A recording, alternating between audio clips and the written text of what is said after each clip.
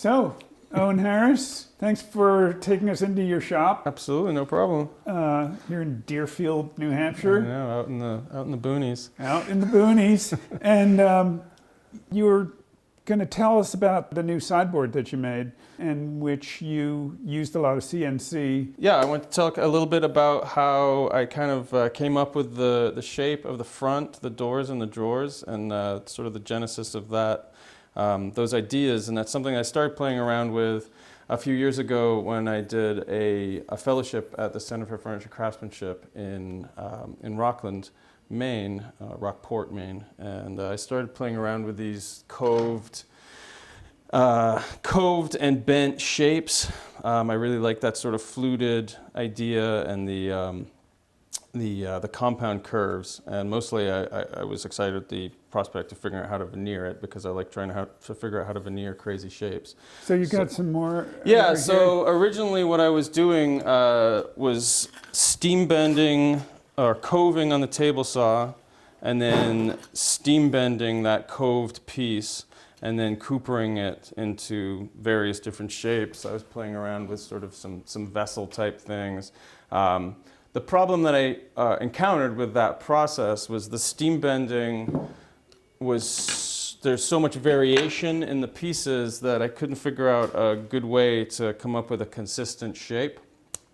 So when I ended up I hadn't really planned on it, but I bought a CNC a couple of years ago. The guy that I had been subcontracting some CNC work to was sort of in the process of retiring, and he offered me sort of first dibs on the CNC, and hadn't planned on it, but right place, right time. It was a good price. I picked it up, and so I started experimenting with various things. And one of the first things I realized is I could replicate a lot of what I was doing through this laborious multi-step process on the CNC using some 3D modeling techniques, and I could carve that shape rather than as separate pieces and then coopering them together. I could do it as one whole unit, and so I was able to make an entire door panel out of one piece. And so what was the substrate on that? The substrate on this, it's Baltic birch.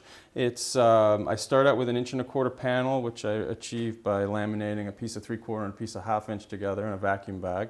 And then I make that oversize, and that goes into the CNC, and then that's carved essentially in a two-step process: a roughing pass and then a finish pass with a ball nose bit. So. And then what happens from there with that? With that panel, then would come out. It's then cut to size, and there's some little ridges left over from the tooling, and that you have to clean up with either a gooseneck scraper, or I did a lot with just making sanding blocks, essentially out of foam, dense foam insulation, and sticky back sandpaper, and you fair all that in, and then it gets veneered. And the veneering process is 2 layers of veneer. So I've got a layer underneath this that's perpendicular, the grain's running this way. And then I do that in a vacuum press with again, going to the dense foam insulation. I just carve that by hand to fit this shape, and then that goes right into the bag, and that presses down over the veneer. One of the problems that I did encounter, because you are sort of forcing the veneer to go in a couple different directions, is it has a tendency sometimes to crack at the ends, and so I dealt with that by just using some veneer tape on the ends, and that just reinforced the ends enough.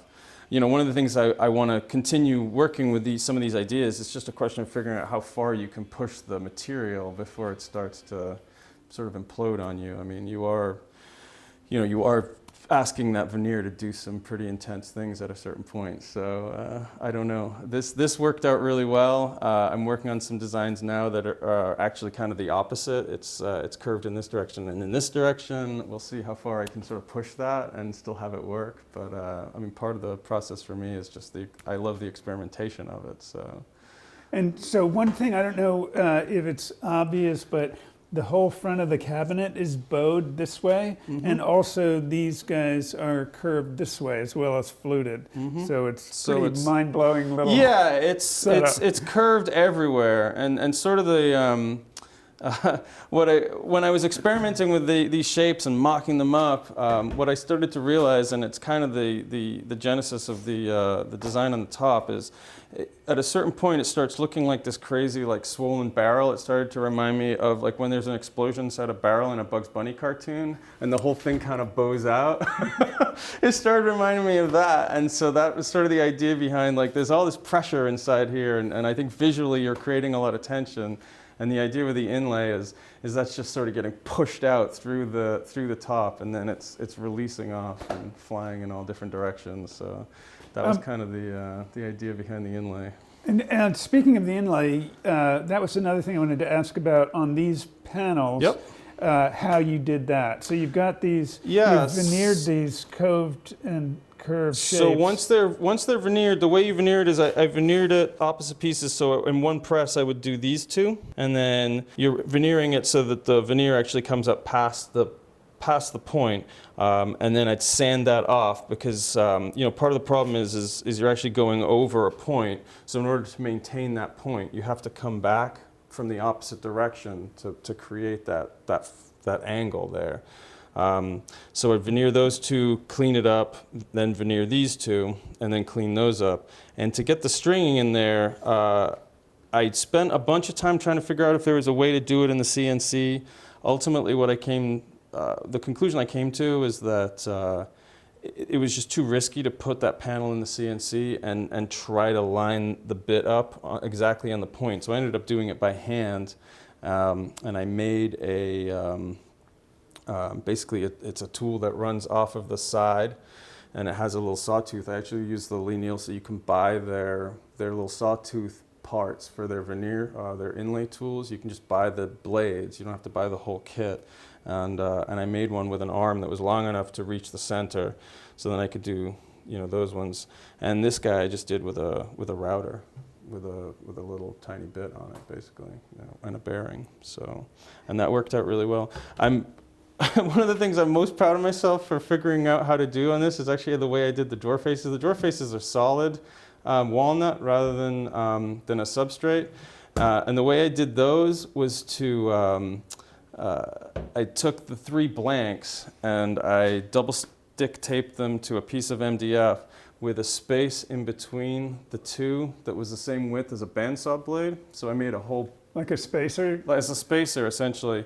And then I veneered the whole thing as one piece, because what I was afraid of was how exactly I was going to get all of these veneers to line up perfectly. So I decided the best way to deal with that was to actually veneer it as if it was one block. And then afterwards, I was able to take it to the bandsaw and cut through that spacer that I had created. And I got the perfect lineup on all the veneer. So that worked out really well. Can you talk a little about the veneer? Sure. So it's a fumed eucalyptus, which I had never seen before. I've used fumed larch, and I really like the fuming sort of brings out all these different colors that you don't typically see. And I was looking for something that would work with the walnut, that would contrast but not be like a really dramatic like black-white contrast. I wanted to just keep it sort of in that same color palette as the walnut, so it seemed like that would work well. And obviously the other criteria for something like this, it has to be a veneer that's flexible enough to maintain some continuity as you're forcing it into these shapes. So, after some experimentation, it seemed like the eucalyptus worked pretty well, and it did. Didn't have any major problems with it. And I think it's got enough figure that it's interesting without overwhelming the whole piece. I mean, I think with something like this, it's really tough to get the right balance between design elements and the figure of the wood, and then you've got this crazy inlay.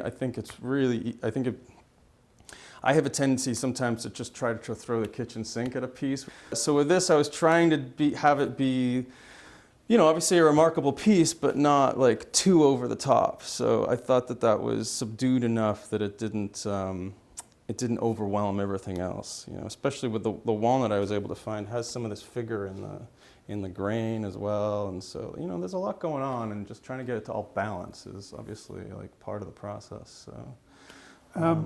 You had talked to, tell us a little about how you did the inlay on the top. Sure. So the inlay, I've done, prior to buying a CNC, I'd done a lot of string inlay, by hand using either handmade inlay tools or some of the commercially available inlay tools, and also a lot of times with just a little palm router with a small bit in it, following various templates. And I'd done a lot with making templates out of Baltic birch or whatever, and then running the router along that. And that works really well. For this, because I was trying to use the CNC as much as possible, I knew that I wanted to use that for the process. The obvious thing to do obviously would have been to take this top piece and put that in the CNC, and then just have it make the cuts that I needed for the inlay. I decided against that though. The process I came to was to actually make a series of templates and do it with a router. So I used the CNC to make the templates. I was able to get the accuracy that I needed from the CNC in that regard, but I chose to do it with the actual inlay with a router because it gave me a higher degree of control over the process. One of the things I found with a CNC is once you hit that button, you don't have a lot of control over what happens from there. So, you know, it can, the bit can crash, things can go awry really quickly, and by the time I got into this point, there's so much invested in the piece, the last thing I wanted to do was ruin it by trying to cut a little groove in it. There's also quite a lot going on with this inlay. I've got lines crossing, I've got the circles. If I had done it on the table in the CNC, I would have had to have done the first set of inlay on the table so that I could then cut through it and get a clean cut there, rather than trying to inlay it and then remove that by hand and inlay it again. So the process I came up with was essentially to create a series of templates. And we can take a look at these. And here, maybe you can hold one. Sure. So there's 3 templates. One that basically cuts all of the, it goes the other way. Oh, which way? Oh, this That's one? the top there, yeah, there you go. So this one cuts all of the lines that go in one direction. And then this second one cuts all the lines that intersect those lines, which are only those 2 lines. And then the last template cuts all of the circles. And the way I was able to line those up was on the CNC, as I was cutting the various parts in the exact same spot on each template, I put these channels, and these channels correspond to a block that I clamped on the surface that stayed in place. So I could essentially remove one template, those registering blocks stayed in place, and then the next template went in, so I knew that all 3 of them lined up absolutely precisely with the one before it. Because if I hadn't have used some system like that, you know, it's just, you're kind of eyeballing it and like, I think I'm, you know, and this is, you know, these sorts of inlays, the components are so small, if you're off even the slightest bit, it just really visually throws the whole thing off. So precision was definitely key. I was also able to use these templates to drop in the little dots as well. So I used the end of the run with a plunge router to just plunge a little 3/16 inch bit. Another part of my decision making to do it with templates rather than just have the CNC cut it directly, I had wanted to do the inlay last after I glued the case together, and because I was afraid that I'd damage the inlay in the process of gluing it all up. You know, sometimes on a glue up like this, especially with partitions and whatnot, you're getting pretty hairy, you're banging things around. I didn't want to have to worry about damaging the inlay. And obviously once the case is put together, it's not fitting into the CNC. The headroom on the CNC is, I don't know what it is, 6-7 inches or so. So, you know, that was another part of the decision to go that route. That sounds really interesting. Oh, and I wonder if you could show us the CNC itself. Absolutely. And a little bit of your shop. Yeah, of course, That'd be 100%. great. So, the machine. Here it is. Yeah, tell me about this thing. So what we have here is essentially this is the door panel on the sideboard. And as I was saying earlier, what it is a piece of 3/4 Baltic birch plywood laminated to a piece of 1/2 inch. So I have a full 1 1/4 inch.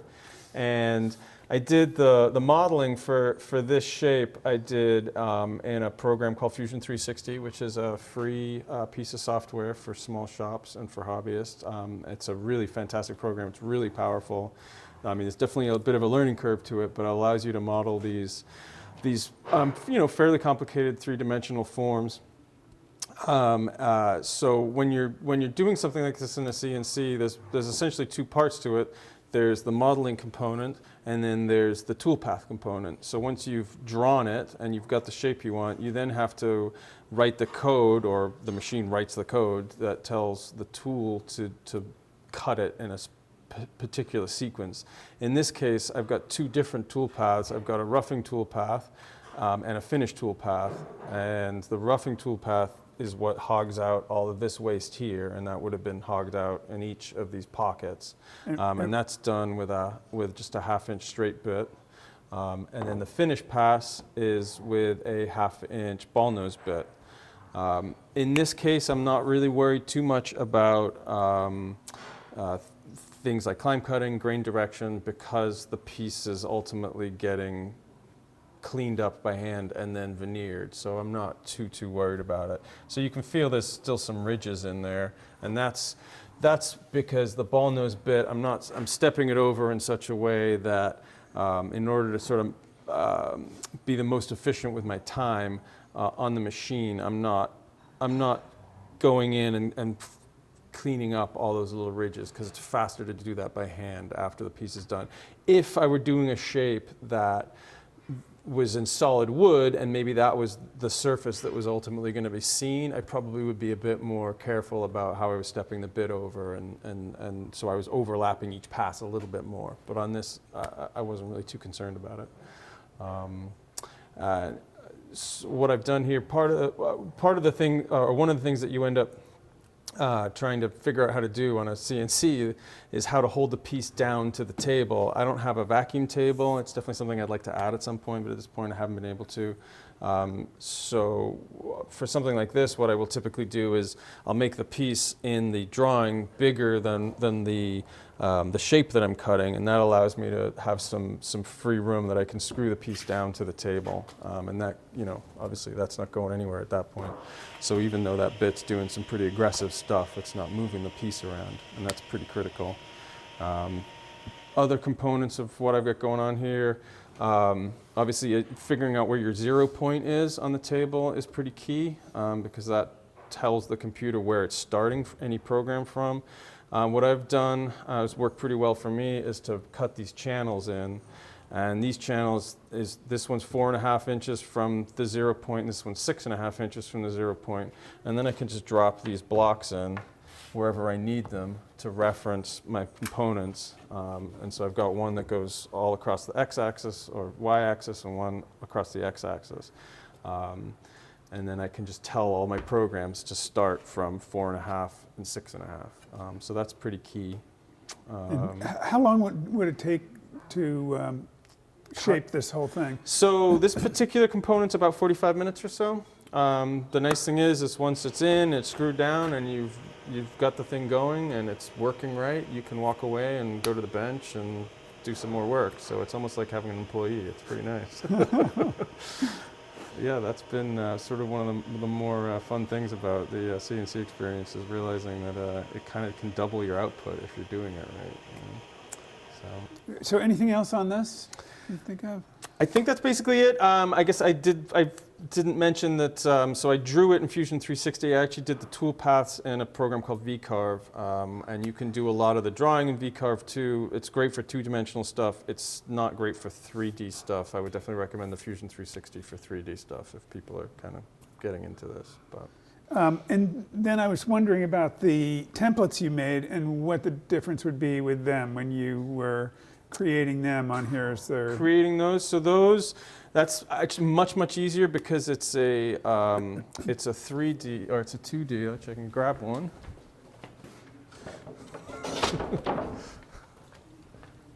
So the process on these, I start with a drawing that I've done by hand that allows me to kind of put everything exactly where I want it to put it. And particularly on this piece, that was key. I don't know if you noticed, but one of these, like the ball is actually dead in the center of a knot, and I really like, because it kind of gives it like, it's like an air compression sort of wave, you know, that you're getting in there. So by doing it by hand, I could really locate exactly everything where I needed to be. Oh, and then based on the figure of the wood and Exactly, everything. You yeah. mentioned there were some like bug holes. there were some bug holes You were that when I trying to sliced deal into with the that? board that I had to deal with, so I was trying to cover up as much of those as possible. So doing it by hand allows me to have a lot of control over where everything is. And then I take a photograph of that hand drawing, and I load that photograph into Fusion 360, and then I draw vector lines on top of that. So it's actually incredibly simple to convert my hand drawing into a vector drawing that I can then load into VCarve. And so this is the same situation. This would just get loaded in like this, and this is just a 1/2-inch bit. Just cut those, and then that corresponds to a 1/2-inch rub collar in a router base. So that'll just drop right in there. Nice thing about that is it's trapped in there. It's not going anywhere, so you're not getting any side-to-side motion. So it's, you know, it's nice and accurate. And so do you have a sacrificial piece underneath? Yeah. So this is this started out as 3/4 of an inch, and every once in a while you basically cut directly into this. And Which is MDF. It's just a piece of 3/4 MDF, and then you just resurface it I resurfaced it yesterday before you guys showed up, so it looked nice and pretty for you guys. And, So you say you did it, but our friend did it. yeah, right? actually the machine did it. I just push a button. And how long does it take to resurface yeah. it? 20 minutes, 30 minutes. Wow. You use a big, you can buy like big resurfacing bits if you're resurfacing like free, in a production shop. Obviously, you're resurfacing on a pretty regular basis. Oh, interesting. I just use an 1.25 bit to surface it, and I just have a program at this point that just does it. So pretty straightforward.